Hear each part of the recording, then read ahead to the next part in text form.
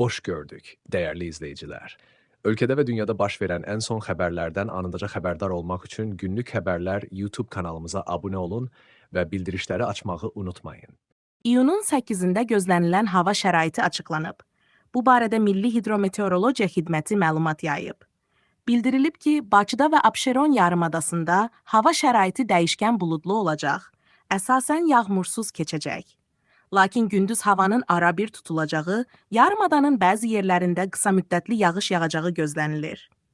Ayrı-ayrı yerlərdə intensivləşəcəyi, şimşək çaxacağı ehtimalı var. Şimal-qərb küləyi gündüz cənub-şərq küləyi ilə əvəz olunacaq. Havanın temperaturu gecə 17-19 dərəcə isti, gündüz 24-29 dərəcə isti olacaq. Atmosfer təzyiqi 763 mm civə sütunu təşkil edəcək. Nisbi rütubət gecə 65-75%, gündüz 55-60% olacaq. Azərbaycanın rayonlarında hava şəraitinin bəzi yerlərdə arabir yağıntılı olacağı gözlənilir. Ayrı-ayrı yerlərdə qısa müddətə intensivləşəcəyi, şimşək çaxacağı, dolu düşəcəyi ehtimalı var. Gecə və səhər bəzi yerlərdə duman olacaq. Şərq küləyi əsəcək.